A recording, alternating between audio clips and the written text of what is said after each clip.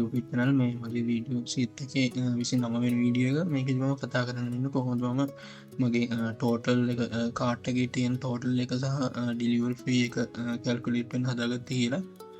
මුලින්ම මේ විදිහට තමයි අපි shopping cart එකේ data add කරා. මේ විදිහට තමයි මම calculation එකේ design එක දාලා තියෙන්නේ.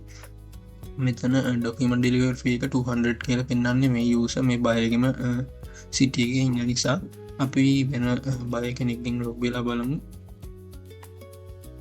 මොකද්ද වෙන්නේ කියලා.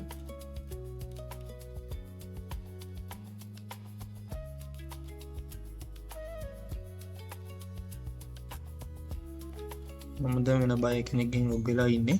අපි බලමු එයාගේ same product එකේ delivery charges කොහොමද කියලා.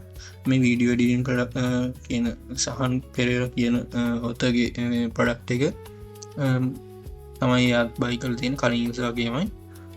ඒකෙදි delivery fee එක විදිහට මේ විදිහට රුපියල් 500ක් කඩලා තියෙනවා. කලින් එකේ 200ක් වෙලා තියෙද්දි අපි බලමු මේක මම හැදුවේ back end එකේ මොන වගේ code use කරලා කියලා. මුලින්ම මම මේ වගේ කොලිස් ටිකක් අරගෙන තියෙනවා. සිටි එක අරගන්න බයගේ සිටි එක මේ විදිහට අරගෙන තියෙනවා.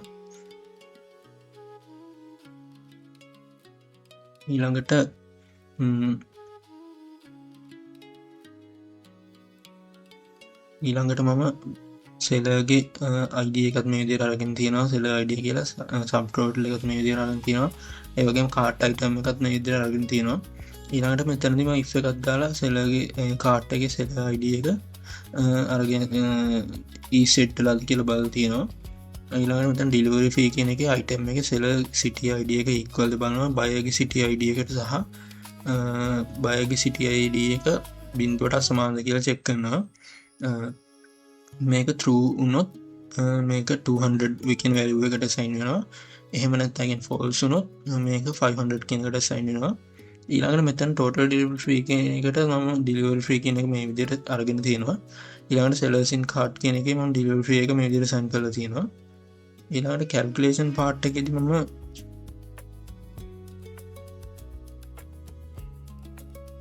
calculation part එකේදී මෙන්න මේ විදිහටම තමයි මම display කරලා තියෙන එක. sub total එක මෙතන පෙන්නනවා. sorry total එක මෙතන පෙන්නනවා. ඒ වගේම sub total එක මෙතන පෙන්නනවා. ඒ වගේම delivery charges එක මෙතන පෙන්නනවා.